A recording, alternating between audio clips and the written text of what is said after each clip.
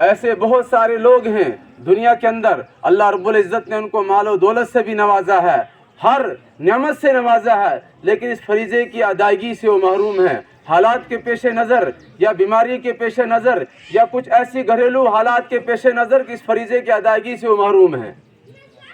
لیکن دل کو ٹٹولنا ہے، دل کو ٹٹول کر یہ فیصلہ کرنا ہے کہ مجھے یہ قربانی اللہ رب العزت اگر قبول کرے تو اس کی مہربانی ہے۔ اگر اس نیت سے، اس ارادے سے انسان اس فریضے کی ادائیگی کے لیے فکر مند ہوگا تو امید ہے کہ اللہ رب العزت اپنی بارگاہ میں اس فریضے کو، اس قربانی کو اپنی بارگاہ میں قبول فرمائیں گے۔ قرآن کریم میں اللہ تعالیٰ فرماتے ہیں واللہ الغنی وانتم الفقراء، اللہ رب العزت کی ذات بے نیاز ہے، اللہ رب العزت کی ذات ہماری عبادتوں سے بے نیاز ہے، ہماری قربانیوں سے بے نیاز ہے۔ اللہ رب العزت ہم اللہ تعالیٰ کے احکامات کو بجا لائیں گے، اس میں ہمارا ذاتی فائدہ ہے، ورنہ اللہ رب العزت اس بات پر قادر ہیں وہ دوسروں کو ہدایت دے کر، وہ آغوش اسلام میں آ کر ہم سے زیادہ اچھا کام کریں گے، ہم سے زیادہ قربانی دینے والے ہو جائیں گے وہ، اور ہم سے زیادہ وہ اسلام اور قرآن کی اشاعت کے لیے اپنے جان و مال کو پیش کریں گے۔ لیکن اگر ہمارا وقت، ہمارا مال و جائیداد اللہ کے راستے میں خرچ ہوتا ہے تو سمجھو ہماری سعادت مندی اور خوش قسمتی ہے۔ اللہ رب العزت نے ہمیں موقع دیا اس عیدگاہ میں آنے کا، اس عیدگاہ میں اللہ رب العزت سے مانگنے کا، اللہ رب العزت سے دعا کرنے کی پروردگار عالم میں اگر اس فریضے کو ادا کر رہا ہوں، اگر تیری ذات مجھ پر مہربان نہیں ہوگی تو میری یہ عبادت بیکار اور رائے گاہ ہے۔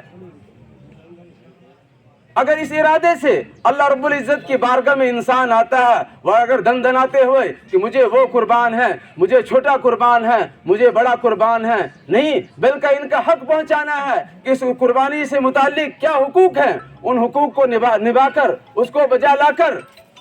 مستحقین تک اس حق کو پہنچانا ہے۔ اس قربانی کے گوشت کو 3 حصوں میں تقسیم کر کے غریبوں میں بھی تقسیم کرنا ہے، ہمسایوں میں بھی تقسیم کرنا ہے، رشتہ داروں میں، اور اپنے لیے بھی رکھنا ہے۔ کہیں ایسا نہیں کہ ہم قربانی کو صرف 2 حصوں میں تقسیم کر کے یا صرف 1.5 حصے میں تقسیم کر کے، نہیں، قربانی یہ اللہ کے راستے کے لیے ہم نے دیا ہے تو اس کو دینا ہے، باہر خرچ کرنا ہے۔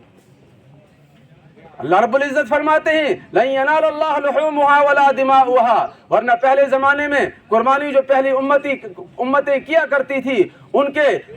جو قربانی کے جانور ہوتے تھے، ان قربانی کے جانور کو پہاڑوں پر لے جا کر آسمان سے آگ آتی تھی، وہ آگ اس قربانی کے جانور کو جلا کر اس بات کی دلیل ہوتی تھی کہ اس آدمی کی قربانی قبول ہو گئی۔ اللہ رب العزت نے اس راز پر بھی پردہ رکھا کہ اگر آج یہ ہوتا تو رسوائی کا سامنا ہوتا، اگر وہی معاملہ ہوتا کہ کس کی قربانی جلی آگ سے، کس کی نہیں جلی، تو سمجھو ایک قسم کی اس کی بھی سمجھو معاشرے کے اندر اس کی بے عزتی ہو جاتی کہ فلاں کی قربانی قبول نہیں ہوئی اور فلاں کی قبول ہو گئی۔ اس آدمی کا حساب و کتاب صحیح نہیں ہے، اس آدمی کے معاملات صحیح نہیں ہے، وہ آدمی گھریلو حقوق نہیں نبھاتا، وہ آدمی ہمسایوں کے حقوق نہیں نبھاتا، اس لیے اس کی قربانی قبول نہیں ہوئی، اور فلاں آدمی ہر فریضے کو، ہر حقوق کو بجا لاتا ہے، اس لیے فلاں آدمی کی قربانی قبول ہو گئی۔ اللہ رب العزت نے اس راز کے اوپر بھی پردہ رکھ دیا کہ صرف نیت کرو دل کے ارادے سے اور قربانی کے جانور کے اوپر چھری پھیرو۔ اللہ رب العزت فرماتے ہیں کہ جیسے قربانی کے جانور کے اوپر چھری پھرتی ہے اور خون زمین پر گرنے سے پہلے اس آدمی کی مغفرت ہو جاتی ہے، جو آدمی اس نیت سے کہ اللہ مجھ سے راضی ہو جائے، اس ارادے سے اس قربانی کو انجام دیتا ہے۔ لیکن اگر دکھلاوا ہوگا، اپنے شریک قربانی کو، اس کی نیت کو ٹٹولنا ہے، اس سے پوچھنا ہے کہ ہم اس فریضے کو ادا کر رہے ہیں، اس کو انجام دے رہے ہیں، ہم نے نیتوں کو ٹٹولنا ہے، کہیں اللہ رب العزت ہم سے ناراض تو نہیں، کہیں اللہ ہمارے دلوں کے اندر دکھلاوا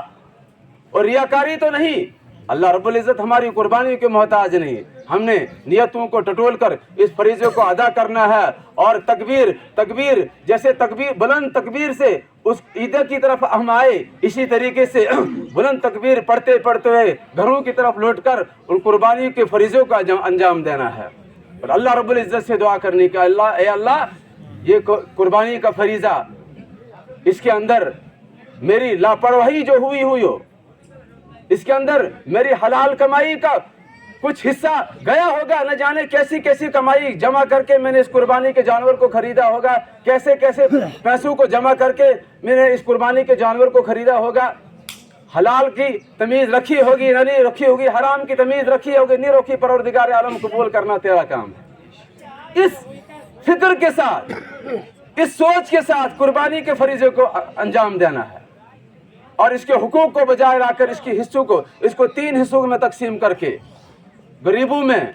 रिश्तेदारों में और अपने लिए, चाहे छोटा जानवर हो चाहे बड़ा जानवर हो, और अच्छी तरीके से नियत पढ़ के जो उसका वाकिफ हो, वाकिफकार हो, उस वाकिफ आदमी से उस कुर्बानी के फरीज़े को, जब हम वक्त को कुर्बान करके, पैसे को कुर्बान करके 5 मिनट के लिए किसी वाकिफ आदमी को लाकर उस कुर्बानी के फरीज़े को अंजाम देना है। और अल्लाह की बारगाह में, यहाँ ईदगाह में भी दुआ करनी है, परवरदिगार आलम मैंने इस फरीज़े को अंजाम के लिए मैंने कोशिश की है, थोड़ी सी मेहनत की है, परवरदिगार आलम इस फरीज़े को तू कबूल फरमाना। वरना अल्लाह रब्बुल इज़्ज़त की ज़ात हमारी कुर्बानियों की मोहताज नहीं, हमारी गोश्त के मोहताज नहीं, बल्कि गोश्त भी हम ही खाते हैं और उसके मज़े भी हम ही उड़ाते हैं, लेकिन सिर्फ अपने दिल को तोड़ना है, दिल को तोड़कर दिल में इरादा करना है कि परवरदिगार आलम इस फरीज़े को, इस कुर्बानी के फरीज़े को तू कबूल करने वाला है। अल्लाह रब्बुल इज़्ज़त से दुआ है कि अल्लाह रब्बुल इज़्ज़त हम सबको